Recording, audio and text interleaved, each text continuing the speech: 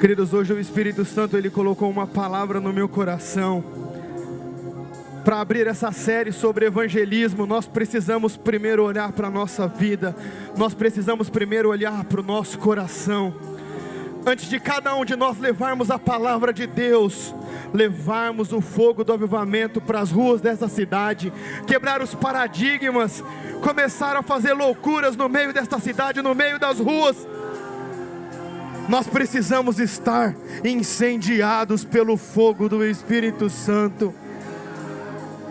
Queridos, eu quero falar para vocês que quando o fogo do Espírito Santo, ele queima no seu coração, ele começa a reluzir através do seu rosto, e não importa onde você chega, não importa a condição social, não importa o lugar que você plantar a planta dos seus pés, o Espírito Santo de Deus, ele se manifesta naquele lugar, e as trevas fogem daquele lugar com a luz de Jesus. E é por isso que eu quero trazer uma palavra muito séria para você esta noite. Muito séria para você essa noite. Porque quando o Espírito Santo ele nos dá um dom, a palavra de Deus nos diz que esse dom ele é irrevogável.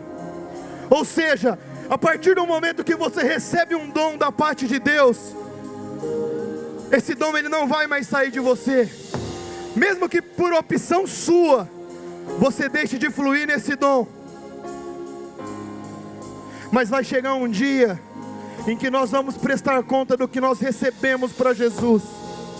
E é por isso que eu quero falar com vocês essa noite, com o tema de: não deixe o fogo apagar. Não deixe o fogo do Espírito apagar no seu coração. Não deixe o fogo do Espírito apagar dentro de você. Porque a pessoa que está do seu lado, a pessoa que está na sua frente, e a pessoa que está atrás de você, se ela tiver o fogo do Espírito aceso, vivo dentro dela, o fogo dela não serve para você. O fogo dela não serve para você. E eu quero perguntar para todos vocês: como está o fogo do Espírito dentro do seu coração? Como está o fogo do Espírito Santo dentro do seu coração? E você pode me falar: pastor, mas eu não recebi esse fogo ainda não se acendeu dentro de mim. Eu tenho certeza que na parte final desta mensagem, o Espírito Santo de Deus, ele vai queimar no seu coração. E todos vocês que estão com essa chama querendo se apagar, queridos, o Espírito Santo vai enviar o teu fogo esta noite, neste lugar. O fogo não vai se apagar, não vai se apagar.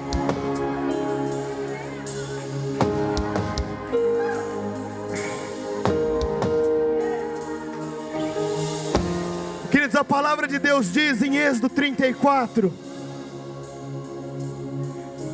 que quando Moisés ele subiu pela segunda vez, para receber do Senhor os 10 mandamentos, os 10 mandamentos já não foram escritos em tábuas de pedras, mas sim, ele começou a ser falado para essa palavra ser fixada em nossos corações.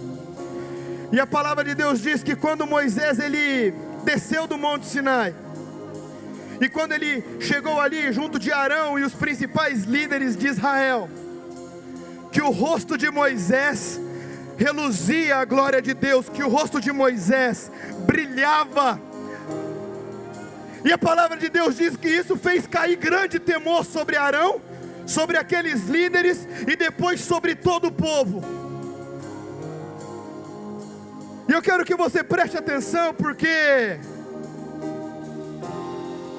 o que vai fazer as pessoas escutarem o que você fala, o que vai fazer as pessoas escutar as palavras que você diz, os ensinamentos que você faz, não é o seu conhecimento, não é a sua posição social, não é o seu sobrenome, mas é a glória de Deus sobre a sua vida.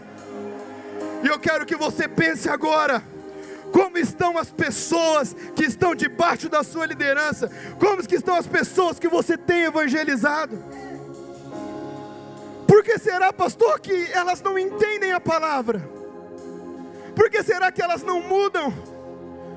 Por que será que elas não fazem o que eu peço para elas fazerem? Por que será que elas não seguem os direcionamentos?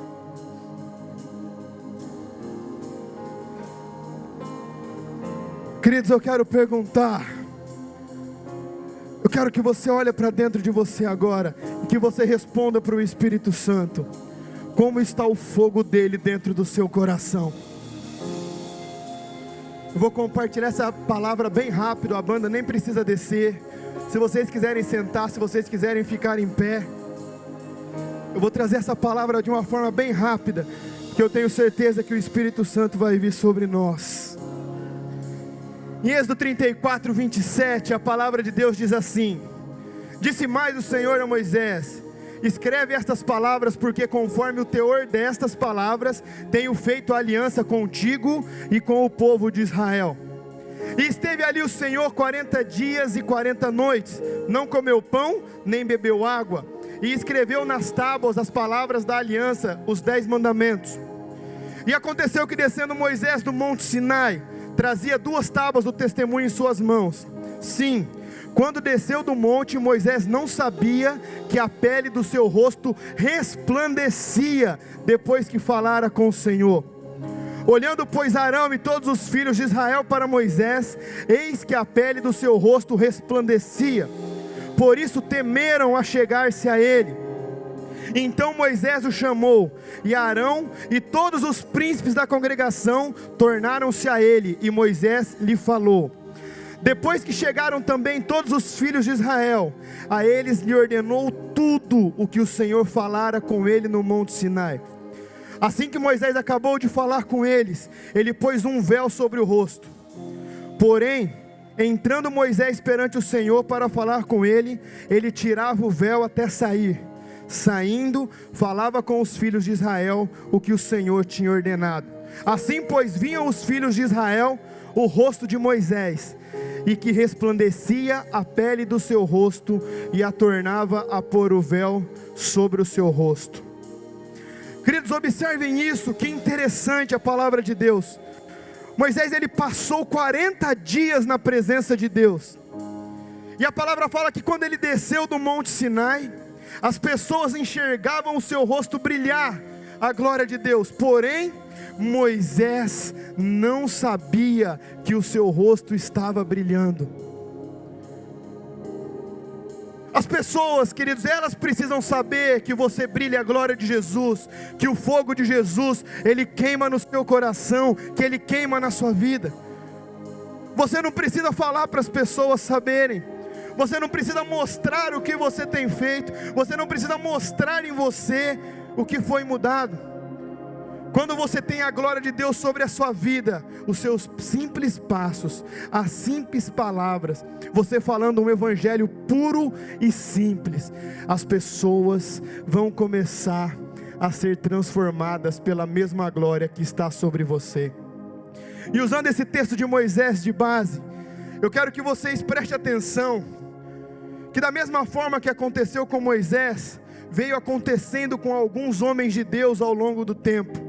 Da mesma maneira, com a intensidade mais forte, porque a palavra diz que é de glória em glória, ou seja, toda vez que o Senhor nos visita, Ele aumenta o seu poder, Ele aumenta a sua glória sobre nós, porque o poder do Espírito Santo de Deus, Ele é imensurável.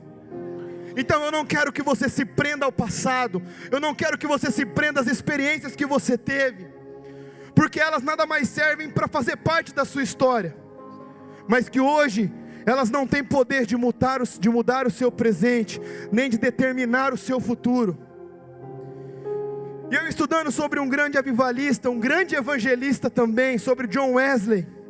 John Wesley, ele viveu na Inglaterra, em uma sociedade conturbada pela Revolução Industrial, onde crescia muito o número de desempregados. A Inglaterra estava cheia de mendigos itinerantes, políticos corruptos, vícios, violência generalizada. O cristianismo em todas as suas denominações estavam definhando.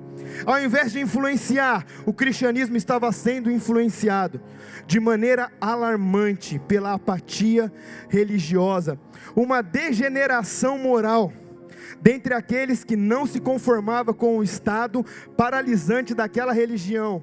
do evangelho naquela época, sobressaiu-se John Wesley. Primeiro, preste atenção nisso, queridos. A história diz que John Wesley, ele se destacou não quando ele já era um líder religioso, mas que ele se destacou quando ainda universitário na faculdade de Oxford, e depois sim, como líder no meio do povo. Por que eu estou contando isso para vocês? Porque, queridos, vocês jovens estão na idade em que vocês podem mudar o Brasil. Esse plano de fundo da Inglaterra tem alguma semelhança com o que nós temos vivido aqui? Ou é só impressão? No Brasil tem crescido o número de desempregados? Sim ou não? No Brasil tem crescido o número de pessoas morando na rua, de andarilhos? Sim ou não? Tem políticos corruptos no Brasil? Sim ou não? Muitas igrejas têm se vendido para conseguir atrair pessoas e manter um circo rodando? Sim ou não? Queridos, nós vivemos um contexto nacional, cultural do Brasil, que se você jovem não entender que você é o agente de Jesus, para começar um avivamento lá na sua escola, lá na sua faculdade, lá na sua rua, o Brasil não tem solução. Olhando aos olhos humanos, não. Pastor, o que muda o Brasil de uma Venezuela? O que muda? Muda que o Brasil tem muito mais recurso natural, muito mais matéria-prima. É um país rico em matéria-prima. Se não fosse, o Brasil já teria quebrado com a Venezuela. E aí o governo já teria tomado conta de tudo, tinha tomado todas as empresas, e tudo ia ser do governo. Por que isso não acontece no Brasil? E queridos, eu quero que vocês entendam que o evangelho para nós hoje, ele vai muito mais do que um simples culto. Ele vai muito mais além de uma reunião de célula. Ele vai muito mais além do que um discipulado. É uma questão de que nós precisamos mudar a nossa nação. A grande questão é que hoje o diabo, ele não quer mais que os jovens estejam nas baladas, nas ruas, não. Os que estão lá, eles já estão se perdendo sozinhos. Mas eu quero segurar eles dentro das quatro paredes de um templo, para eles pensarem que eles são igrejas, e aqui dentro, sem o fogo do Espírito Santo dentro deles, eu cozinho e cozinho a vida deles. Hoje já não é mais interessante as drogas, hoje já não é mais interessante a perdição, embora isso ainda atraia algumas pessoas, mas o que o diabo tem levantado é um marasmo dentro da igreja. Eu recebi a palavra de um pastor lá na África. Daqui a pouquinho eu vou compartilhar rápidas experiências com vocês lá.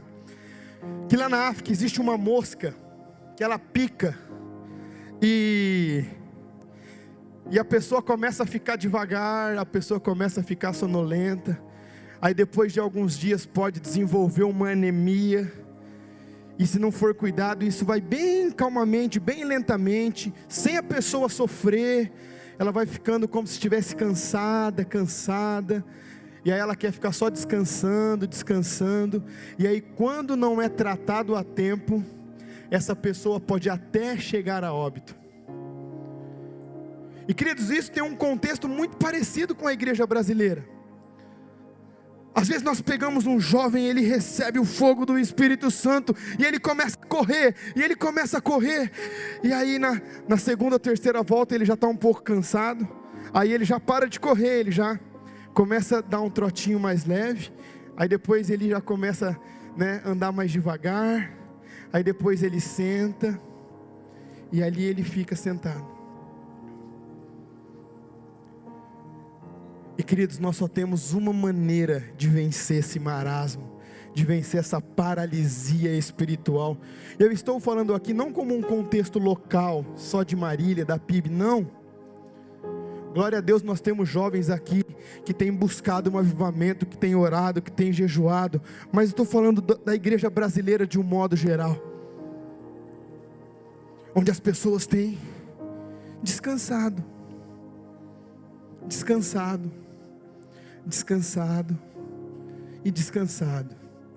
e aí elas precisam continuar descansando, porque elas estão cansadas. E queridos, e conforme a igreja vai descansando, o fogo ele vai diminuindo, e diminuindo, e diminuindo, até que chega um momento, em que você pensa, que o Espírito Santo ainda está com você, e ele já se foi há tanto tempo, que você não percebeu. Por quê? Porque você estava descansando. Queridos, mas nós precisamos olhar para a história, nós precisamos olhar para a Bíblia e enxergar homens como Moisés, na história, homens como John Wesley, que eles olharam aquele contexto, eles olharam aquela realidade, e eles entenderam que só tinha um libertador para aquele povo, que só tinha um libertador para aquela nação, que era Jesus, e através do Espírito Santo, queridos, eles geraram um avivamento. Moisés, ele liderou a nação de Israel por mais de 40 anos. John Wesley, ele livrou a Inglaterra. A história diz que ele livrou a Inglaterra de um grande derramamento de sangue. Um jovem universitário que não se contentou com o contexto cultural daquela nação e começou a orar para que o Espírito Santo mudasse aquilo. Só para vocês entenderem, hoje, na última pesquisa do IBGE que eu vi, a nação metodista em todo o mundo tem mais de 75 milhões de pessoas que seguem a Jesus por causa de um homem que começou lá atrás algo, um jovem universitário. E a igreja metodista está aí hoje por vários países, por várias nações, onde mais de 75 milhões de pessoas conheceram a Jesus. Pastor, mas é claro que não foi por causa de John Wesley somente. Claro que não, mas alguém precisava começar. E a pergunta que eu quero fazer para você essa noite é: quantos de vocês querem ser a pessoa que vai mudar a história da nação brasileira? Quantos de vocês querem ser os jovens que vão mudar a história da nação brasileira? Queridos, quando nós começamos a entender isso, John Wesley, ele ficou famoso por várias frases, mas tem uma frase dele que é muito interessante, e que já foi usada por vários pregadores, mas é que eu quero que você preste muita atenção nisso, porque tem tudo a ver com a mensagem. John Wesley, ele falava uma frase assim, as pessoas perguntavam: John Wesley, qual o segredo para as pessoas virem de tão longe te escutar? Qual o segredo? Ele falava assim: não tem segredo, eu me coloco diante de Deus, para que Ele coloque fogo em mim, e para que as pessoas me vejam queimar. O que isso quer dizer? Quer dizer que se às vezes na sua célula as pessoas não estão indo lá, talvez está faltando fogo. Talvez está faltando o fogo do Espírito Santo na sua vida.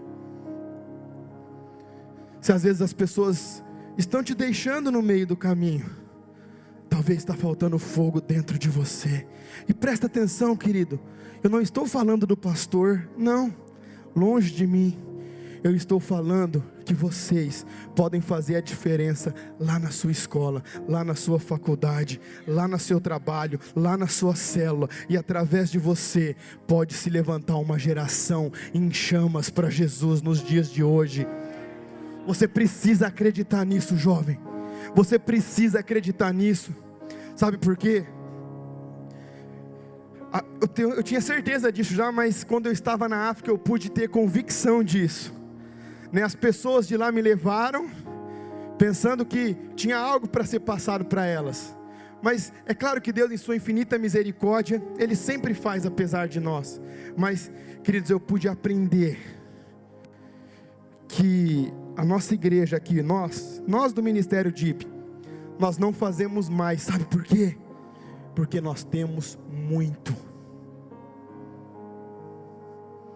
Sabe por que nós não buscamos mais a Deus? Porque nós temos muito. Sabe por quê? Queridos, porque nós aqui, nessa igreja eu estou falando, por mais que tenham pessoas necessitadas aqui, nós temos muito. Sabe por que a manifestação lá é mais poderosa?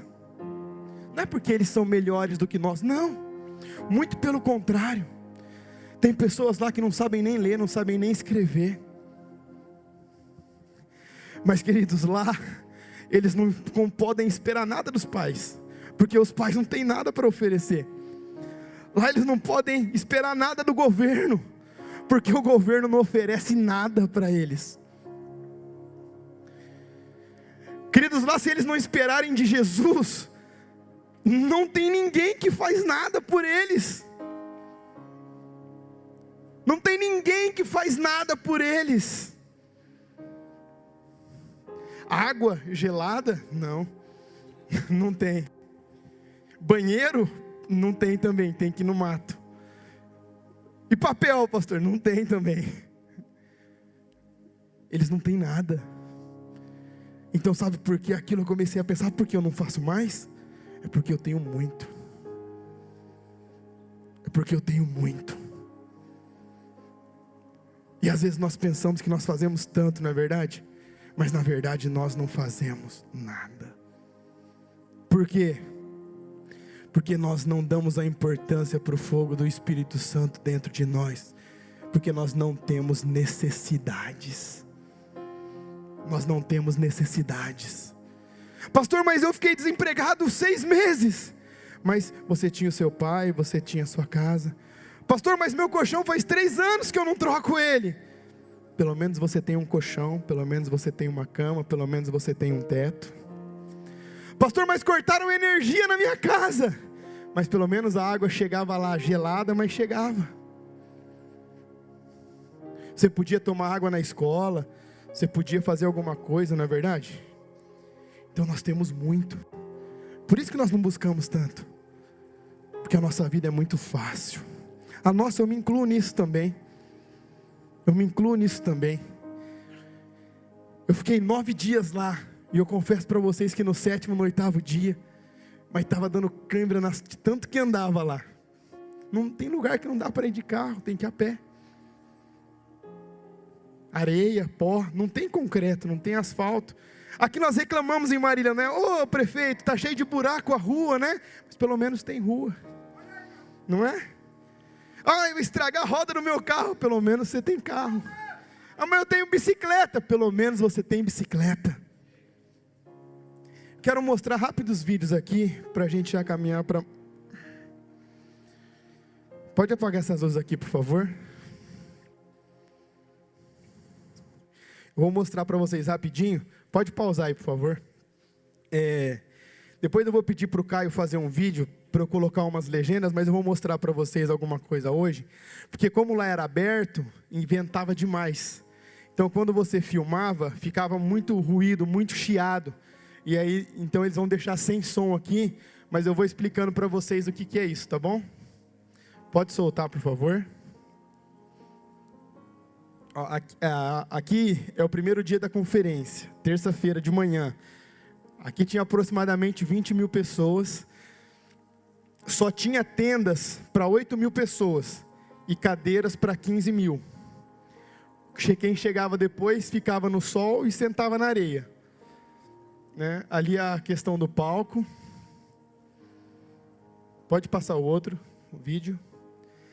Aqui é na hora do apelo. Eles deixavam esse espaço aí, esse espaço cabia aproximadamente 15 mil pessoas, que está entre as tendas e entre aquela galera que assistia no fundo. Essa galera aqui, elas respondem um apelo, e aí é onde elas vão ser ministradas. Então eles deixam esse espaço aí na frente, né?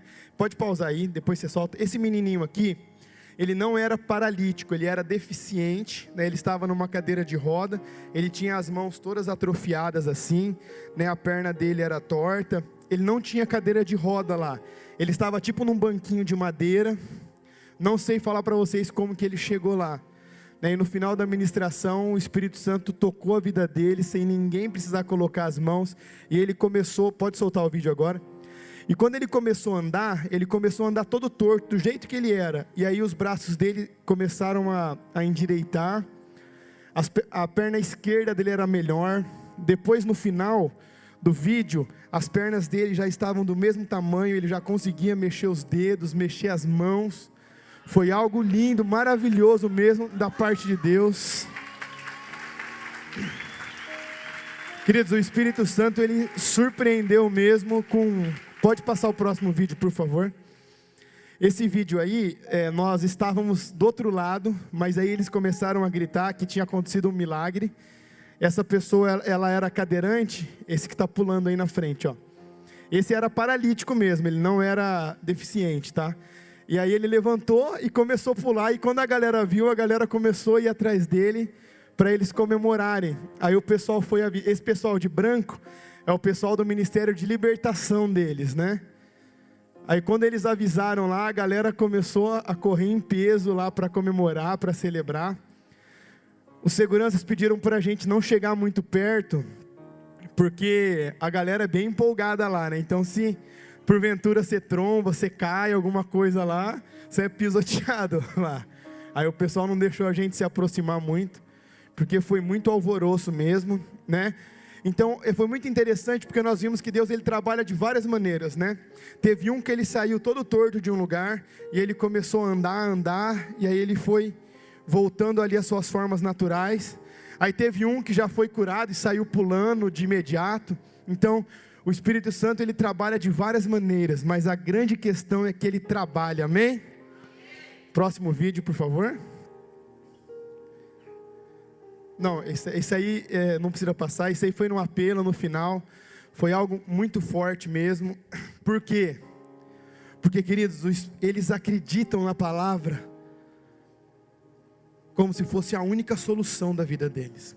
Eles não têm um plano B, eles não têm como conseguir outra coisa. Então, quando os pregadores estavam lá, quando os preletores estavam lá, no final da mensagem eles corriam. Eu quero isso para a minha vida, eu preciso disso para a minha vida.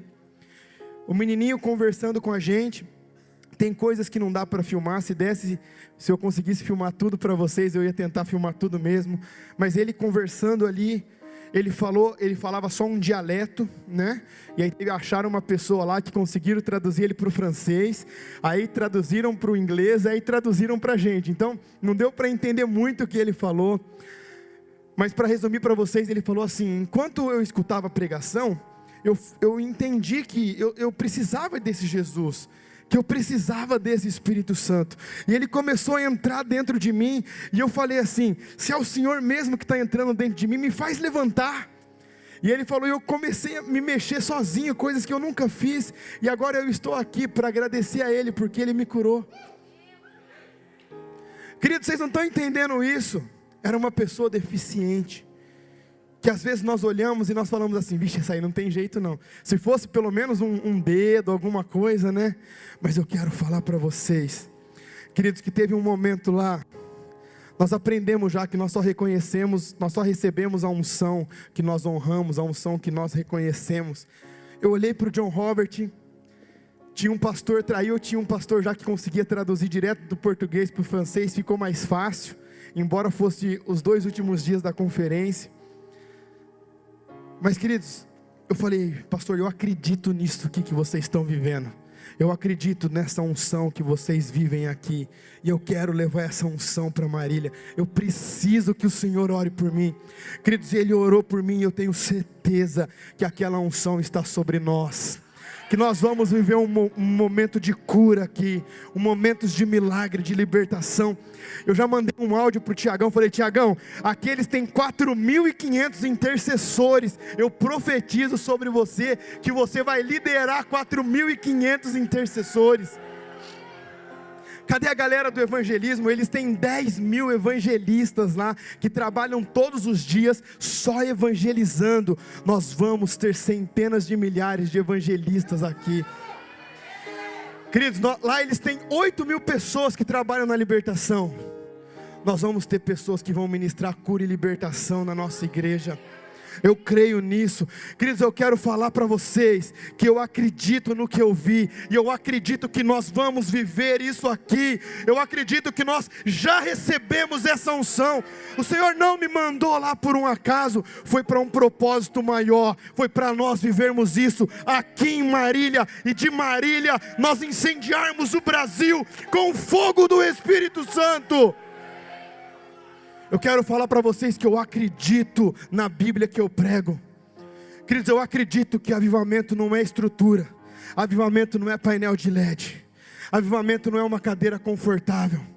que avivamento não é uma programação legal, não são músicas legais, não é uma banda afinada.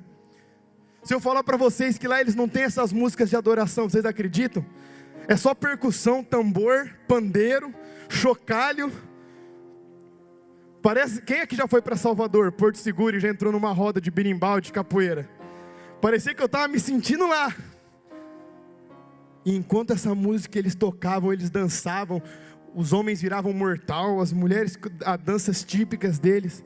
E enquanto estava essa festa, eram pessoas sendo curadas, paralíticos levantando, pessoas enxergando, pessoas voltando a ouvir. Queridos, o Espírito Santo ele não precisa de música. O Espírito Santo ele não precisa de instrumento. Ele precisa de um coração que esteja disposto a queimar por Ele. Pessoas que estão dispostas a cometer loucuras por Jesus. E eu acredito que nós temos esses jovens aqui em Marília, que nós temos esses jovens aqui hoje. Eu acredito nisso. E eu acredito tanto que se eu precisasse começar lá na minha casa de novo, com a minha esposa e mais algumas pessoas, eu ia começar de novo. Porque eu acredito no Jesus que eu tenho servido. Eu acredito na palavra que eu tenho pregado. E queridos, e olha que interessante isso.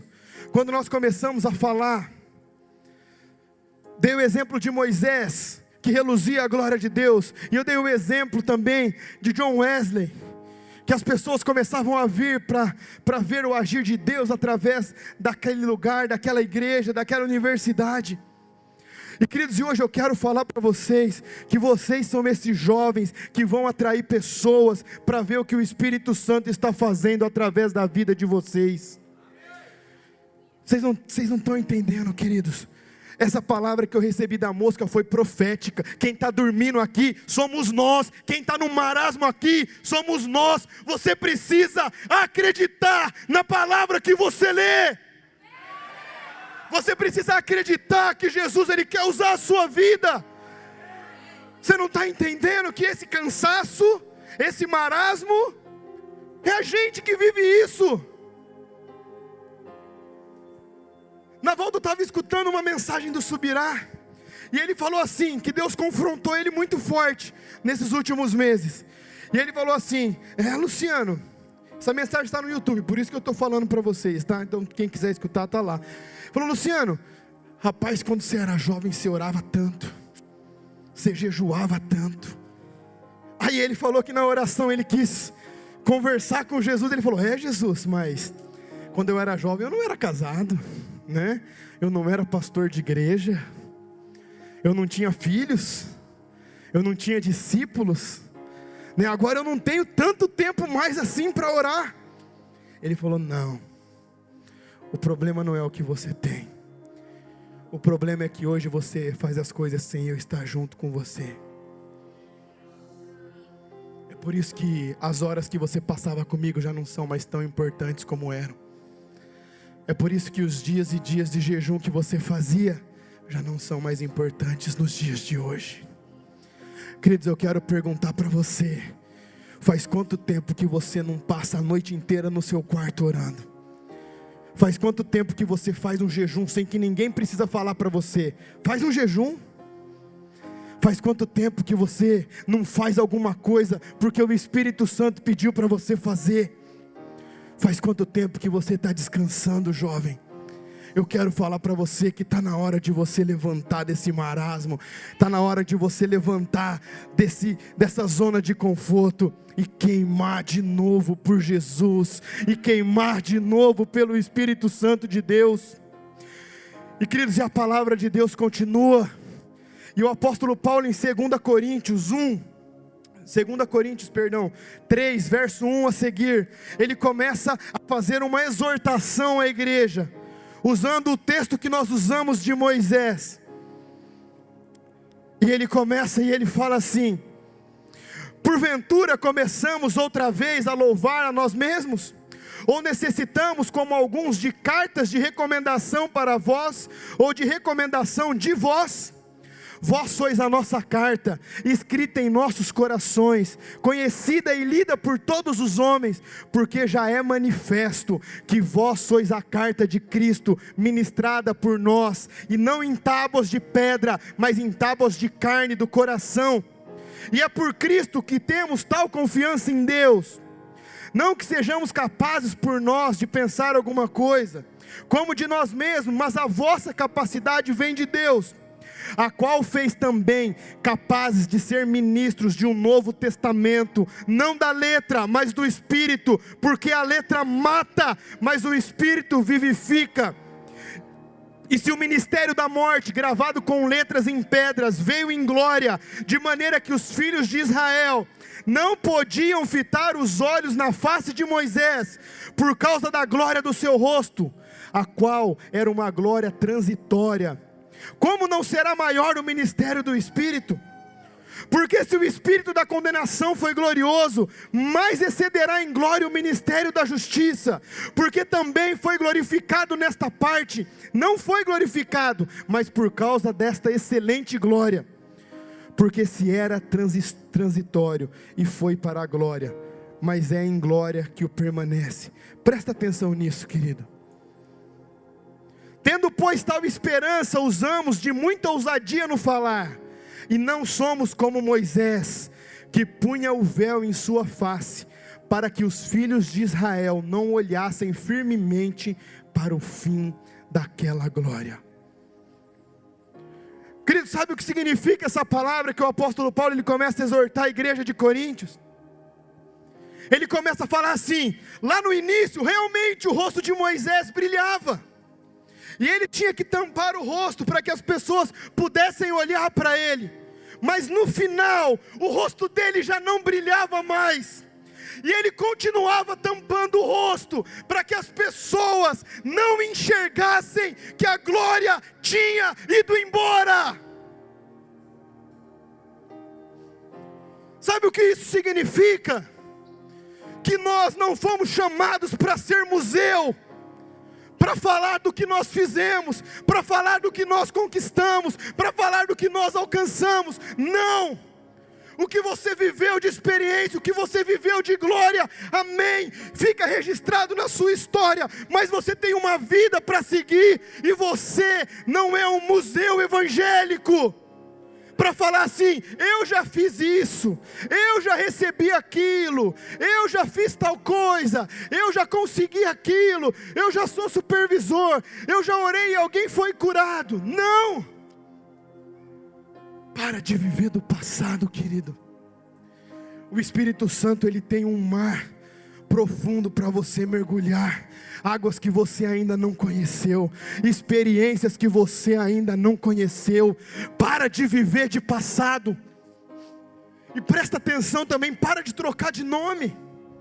Eu pude ver hoje claramente, a palavra de Deus diz assim, que o evangelho era pregado onde? No templo e nas casas. Então, se tem o nome de célula, é nas casas. Lá no John Robert eles chamam de koinonia. O que é koinonia? É célula. O Flavinho, lá na Lagoinha Savassi, ele chama de GC. O que é GC? É célula.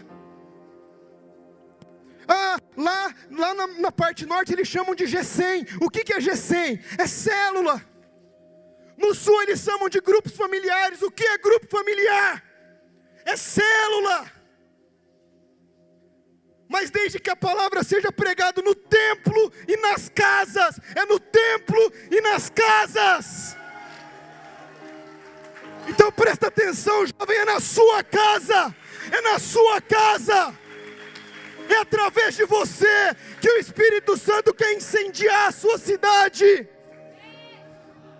E queridos, a palavra de Deus diz, através do apóstolo Paulo, em 1 Tessalonicenses 5,19, não apaguem o Espírito Santo de Deus, não apaguem o Espírito Santo de Deus da sua vida, não apaguem o Espírito Santo de Deus da sua vida. Queridos, eu sei que vários de vocês aqui, essa noite, já queimaram com uma chama pelo Espírito Santo de Deus. E essa mensagem é para você: não deixe o fogo apagar, porque a responsabilidade de acender o fogo é de Deus, mas de deixar acesa é sua. É sua. É sua. A responsabilidade de fazer o fogo continuar a queimar é sua. E o próprio Moisés escreve isso lá em Levítico 6:12. Sacerdote, todos os dias pela manhã, tire as cinzas, coloque mais lenha, queime o sacrifício, e o fogo continuará a arder eternamente sobre a sua vida. Queridos, vocês não estão entendendo. Vocês não estão entendendo. Tem uma unção sobre este lugar. Sabe quantos membros esse rapaz tem? Rapaz, um moreninho desse tamanho, pequenininho. E era tão engraçado, porque ele tem 200 seguranças lá.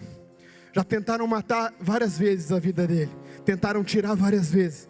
Ele tem 200 seguranças lá. E ele anda assim. Eu falei: Deus, nós precisamos dessa unção lá na cidade de Marília. Queridos, eu estou falando que eles têm igreja em mais de 77 países. Eles têm mais de 218 mil vidas alcançadas para Jesus. E essas vidas cadastradas, eles sabem quem são, eles sabem onde mora, eles sabem qual é o contato delas. E queridos, eu falei: nós vamos viver isso lá em Marília. Em 96 eles tinham 7 mil membros. Hoje, 20 anos depois, eles têm 218 mil vidas alcançadas para Jesus. E hoje eu vejo aqueles rapazes, aquelas moças tão simples, mas que queimam o fogo do Espírito Santo, colocando a mão sobre pessoas e as pessoas sendo libertas. Eu estava conversando com esse pastor, eu falei: cara, o ministério de libertação aqui é tão forte.